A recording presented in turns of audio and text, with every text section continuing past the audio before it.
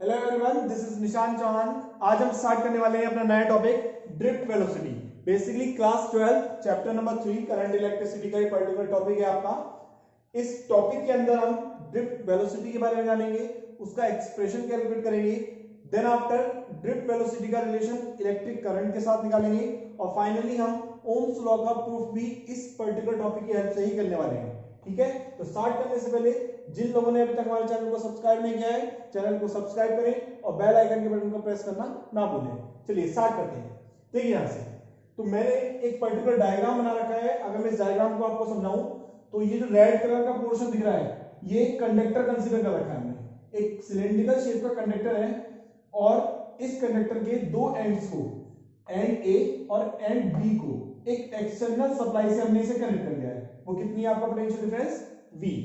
इसके अलावा electric field की डायरेक्शन हमें पता है पॉजिटिव से नेगेटिव की तरफ, ये हमारी इलेक्ट्रिक फील्ड की डायरेक्शन है।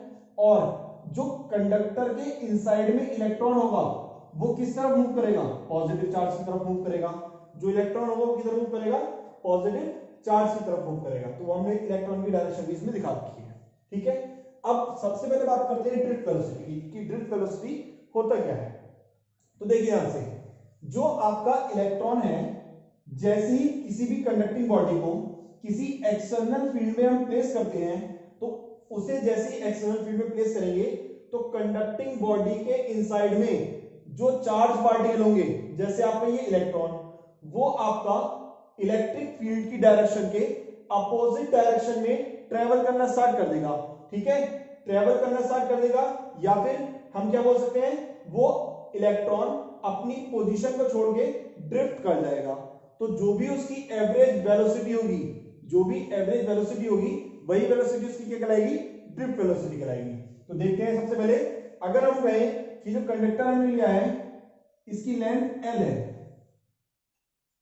कंडक्टर की लेंथ कितनी है L, then electric field potential difference V और लेंथ में क्या रिलेशन होता है, सब जानते हैं कि electric field E equal to होता है हमारा V अपॉन L।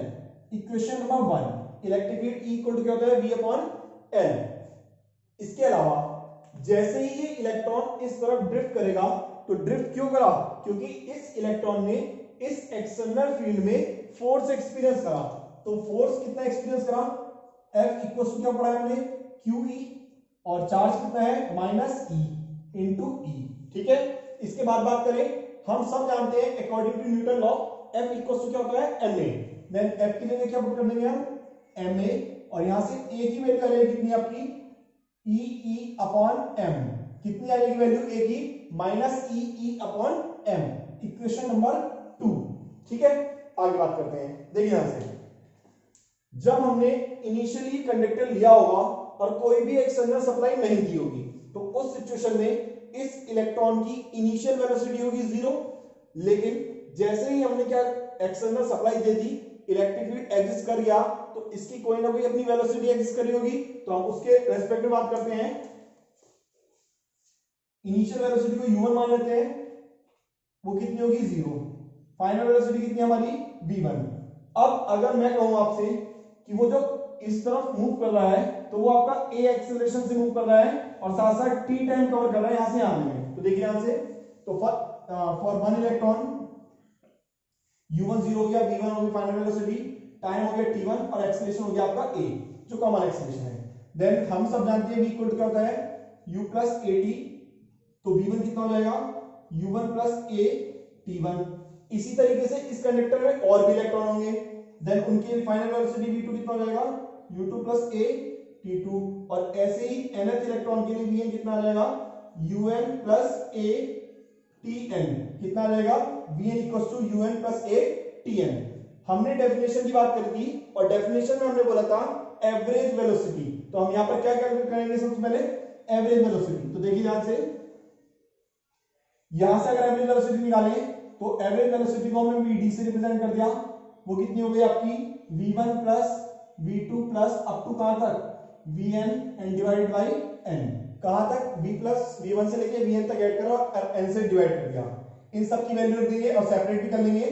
तो आपका u1 प्लस u2, u वाली टर्म सारी एक साथ ले ली, डिवाइडेड बाई n, प्लस आगे क्या आ गया a, as it is common आ जाएगा और ये कितना हो जाएगा T1 plus T2 up to कहां तक Tn डिवाइडेड बाई n। ये कुछ इस तरीके से आ गया। अब हमने देखा था क्या कि इनिशियली जब एक्सटर्नल फील्ड नहीं था तो हर इलेक्ट्रॉन रेस्ट पोजीशन में था, जिसका मतलब जो इनिशियल वेलोसिटी होगी सबकी वो कितनी होगी 0।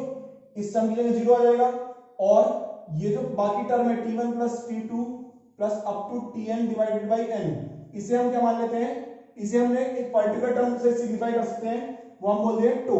ठीक है, किसे, टो से।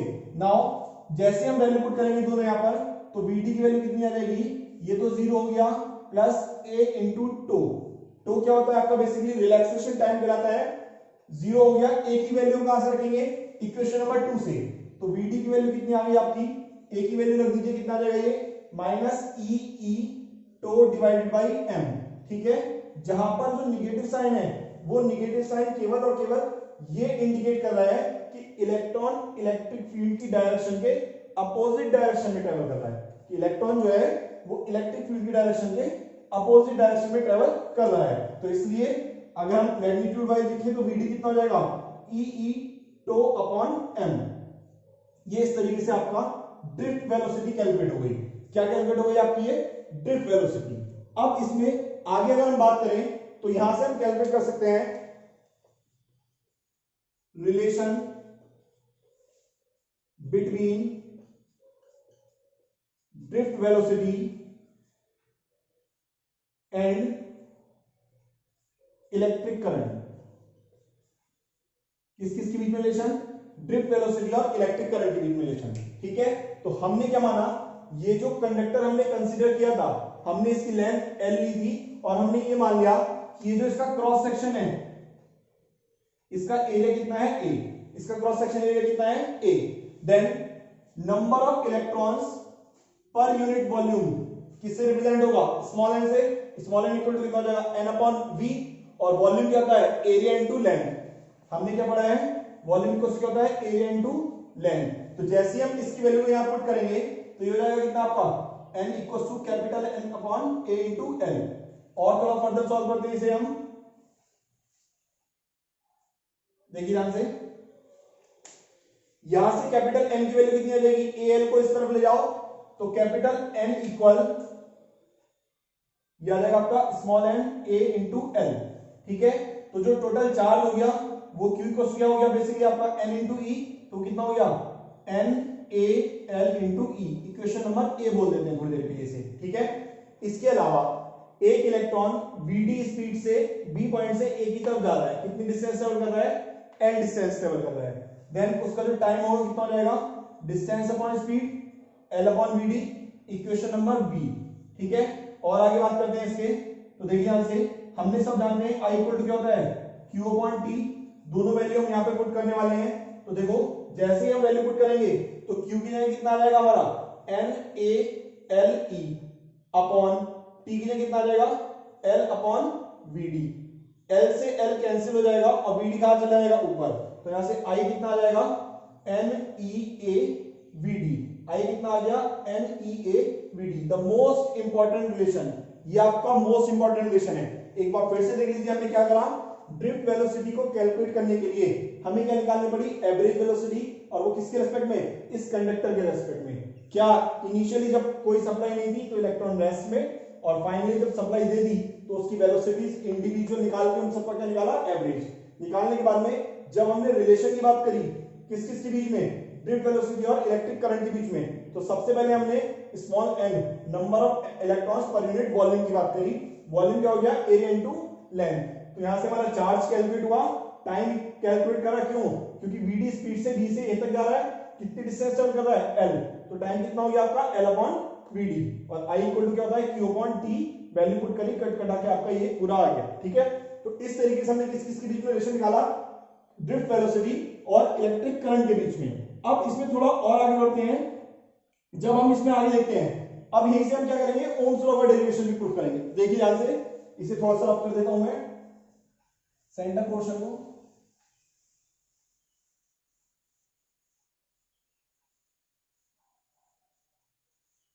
देखिए हमारे पास क्या आ गया, I इक्वल NEABD। ये आपका बेसिकली यहां से क्या था, deduction of Ohm's law. 2 marks में पूछा जाता है तो आप यहां से भी स्टार्ट कर सकते हैं। देखिए VD क्या पढ़ा आपने, E टो अपॉन M, किसकी वैल्यू में याद रखो, तो I इक्वल कितना हो जाएगा NEA, इसकी जगह रखेंगे E तो E का स्क्वायर हो जाएगा, बाकी क्या बचा E टो अपॉन M, ठीक है। इसके अलावा इक्वेशन 1 से हमने क्या जाना, इक्वल टू होता है V अपॉन L, तो जैसे हम इक्वेशन क्या रखेंगे V अपॉन L तो कितना रहेगा I equal NE square A, तो भी एज इट इज V आ गया अपॉन M इंटू L, ठीक है। यहां से V अपॉन I की वैल्यू निकालो तो कितना आ गया ML upon NE square A into tau, और ये पूरा का पूरा जो बना आपका, ये पूरा का पूरा एक कांस्टेंट बन गया, और जिस कांस्टेंट को हमने कैसे रिप्रेजेंट कर दिया R से, then V upon I equal to कितना आ गया R। यही आपका क्या है ओम्स लॉ, यही क्या आपका ओम्स लॉ।